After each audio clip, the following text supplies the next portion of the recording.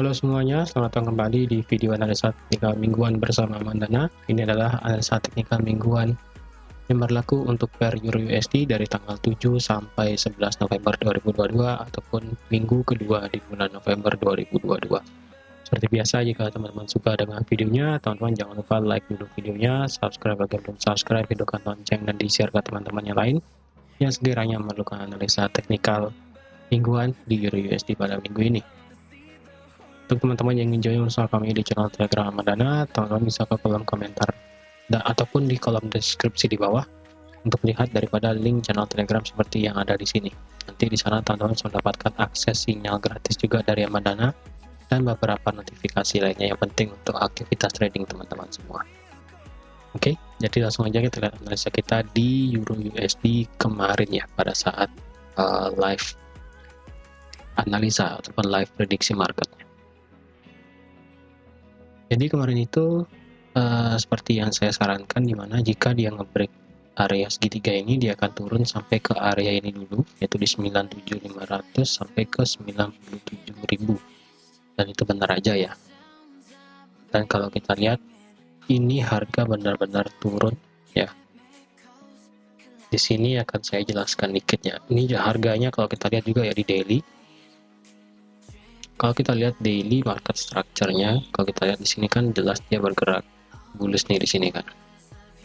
Nah, dia mulai bergerak bullish, tapi kalau dilihat apakah ini mulai bergerak bullish untuk di Euro USD, kita tunggu ini di break ya. Kita tunggu level 11.35 ini di break, dan jika ini di break maka otomatis harga dari Euro USD bisa berpotensi untuk bullish. Dan kalau kita lihat dari trendline ya, trendline ini saya rasa trendline yang ini ya valid ya, bukan trendline yang tadi. Nah, di sini ada trendline ya, di sini ada trendline pas. Nah, untuk di mingguan ya, untuk di mingguan kita lihat kalau di minggu kemarin itu ada seperti doji ya, rejection besar banget dari bawah ya. Ini rejectionnya itu memakan sebesar 228 pip rejectionnya, karena faktor daripada hari Jumat kemarin. Jadi kenapa ini terjadi itu sudah saya kasih tahu di analisa fundamental ya. Fundamental sudah saya kasih tahu juga kenapa USD bergerak seperti itu. Dan untuk di Euro sendiri ya sama aja, karena kan datanya sama-sama di USD, jadi kelihatan sama-sama seperti itu. Nah, terus sekarang bagaimana? Apakah trendline yang di sini kita bisa hapus? Trendline yang trendline turun ini apakah kita bisa hapus? Sekarang kita bisa hapus, karena kalau kita lihat trendline turun sepertinya sudah selesai. Kita akan ganti menjadi trendline naik. Apakah ada channel di sini? Kita tunggu aja. Dan apakah di sini seperti pola rising wedge? Ini kita tidak tahu. Karena kalau kita lihat ini hanya pandangan saya aja ya. Kalau pandangan saya aja sendiri nih, kalau dilihat selama dia tidak nge-break area ini sekarang, berarti ya secara tidak langsung kita punya area penting ya. Kalau kita turunkan ke time frame 4, di sini kita punya area penting berarti, yaitu dari level 97150 sampai di mungkin lebih tepatnya segini ya. Saya akan ambil sebentar, coba kita lihat dari time frame 1. Oke, berarti ini kan saya gabungkan aja ya. Karena kalau kita lihat di sini di time frame H1 kita ada dua area demand sebenarnya, yang di sini dan yang di sini. Nah, di H4 sih nggak begitu kelihatan ya.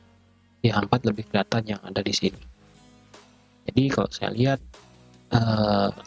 area ini dari 97535 sampai di 97150 menjadi area yang penting bagi Euro USD, karena jika dia bisa break ke bawah, kemungkinan kelanjutan daripada penurunan bisa sampai ke 95.696 sampai ke area 95.000 yang ada di sini. Nah, untuk saat ini karena Euro USD sudah bergerak naik ya, bisa dibilang bergerak naik. Sekarang bagaimana ini? Apakah dia bisa bergerak? Apakah bearish masih menguasai market dengan kondisi seperti ini? Kita lihat dari structure candle ya. Dari candle kita lihat ini bullish banget. Ini engulfing yang bisa dibilang hampir perfect memakan dua candle sebelumnya. Bahkan candle terakhir yang di tanggal 1 November ini sudah habis dimakan oleh satu candle di hari Jumat. Ya. Dan kalau kita lihat di time frame 1 jam, kita ini ya, kita punya drop base drop di sini di H4 kan. Drop base drop, tapi ternyata harga itu langsung membuat kenaikan secara signifikan akibat news daripada NFP. Sekarang harga bisa dibilang itu terpantau datar di range ini. Ya. Di range ini. Dan ini mendekati dengan level parity-nya. Yaitu di harga 99452 sampai di 99706. Nah, sekarang bagaimana nih untuk di Euro USD? Apakah kita bisa nge-buy untuk saat ini? Tapi karena sekarang harganya berada di tengah-tengah ya, kalau saya boleh bilang itu harganya berada di tengah-tengah.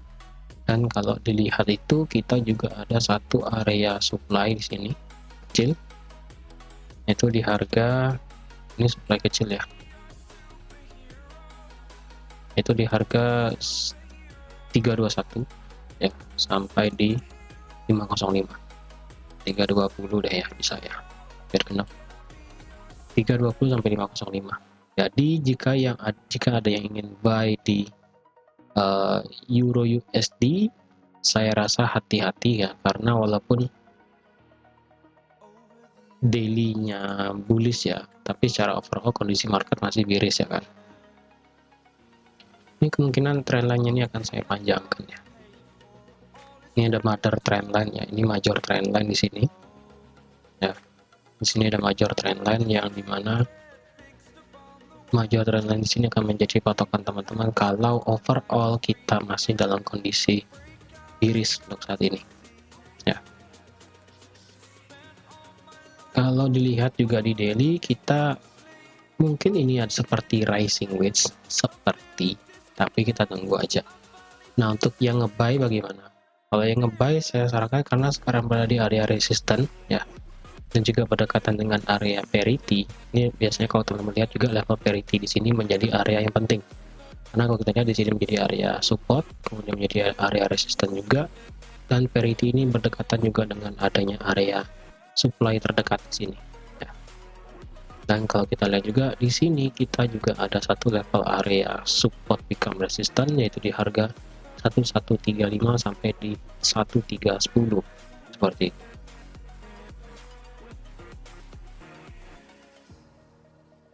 Di sini juga ada satu level area juga secara level 1 jam ya, secara time frame 1 jam, yaitu dari harga 932 sampai di 788. Nah, untuk yang nge-buy bagaimana sekarang? Kalau yang nge-buy saya sarankan biarkan harga daripada Euro USD ini nge-break level parity ya. Sama seperti di sini. Biarkan harga ini nge-break level parity level 1-nya. Ketika itu terjadi, teman-teman baru boleh nge-buy di sini. Nah, baru boleh nge-buy dengan target itu terdekat di sini ya, di harga 505, dan terjauh untuk saat ini itu bisa sampai di 932. Untuk yang nge-sell bagaimana? Untuk yang nge-sell itu kalau dilihat di time frame M30 dan di M15. Di M15 kita ada satu level area demand di sini. Ya, demand area di M15 loh ya. Nah, kalau di M30 ini bisa sebesar ini nih, bisa sebesar doji-nya di sini ya. Bisa sebesar body doji sampai ke ekornya, ekor bawah. Nah, untuk yang nge-sell bagaimana? Saya rasa untuk yang nge-sell pada di minggu ini Jika harga ini bisa tutup balik lagi di bawah areanya, ya, jika harga bisa bergerak seperti ini,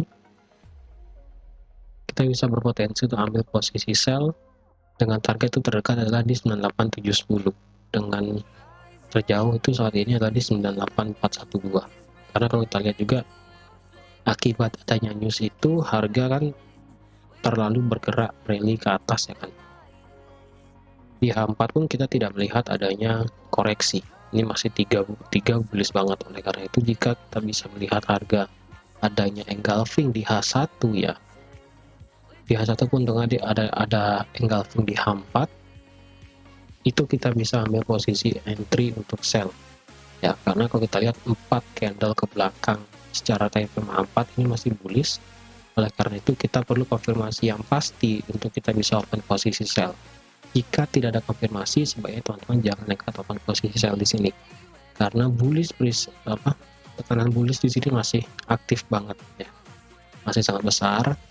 Oleh karena itu jangan nekat sekali-kalinya untuk nge-sell tanpa ada konfirmasi seperti itu. Lain halnya jika memang trend market sebelum-sebelumnya itu kan masih bearish ya, masih bearish kayak gini, overall bearish, tapi kalau kita lihat seperti di sini misalnya dia drop, retest, drop, the sideways. Nah, jika pun dia mengalami seperti bullish di sini, tapi karena tidak ada tekanan bearish, kita boleh ambil posisi sell seperti itu. Tapi karena sekarang ada posisinya adalah tekanan bullish untuk saat ini, ya 4 candle di sini itu bullish semua, otomatis kita jangan nekat dulu untuk ambil posisi sell. Untuk saat ini jangan nekat dulu, walaupun overall kita masih bearish trend ya. Yang nge-buy tunggu ya, tunggu dia nge-break level parity, baru kita bisa ambil posisi buy dengan target maksimal untuk saat ini itu di harga 505 dengan target terjauh di 900 ya, 1.00900. Untuk yang sell tunggu ada konfirmasi baru boleh nge-sell ya. Setidaknya perlu 2 konfirmasi ya, bisa itu rejection, bisa itu engulfing seperti itu ya, atau mungkin di sini ada terjadi double top seperti ini, baru teman-teman boleh sell seperti itu ya. Jadi teman-teman, sekian aja untuk analisa Euro USD pada minggu ini.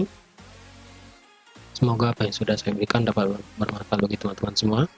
Terima kasih sudah menonton video sampai habis. Terima kasih juga sudah like, share, dan subscribe juga. Dan sampai jumpa di analisa teknikal mingguan berikutnya. Bye-bye.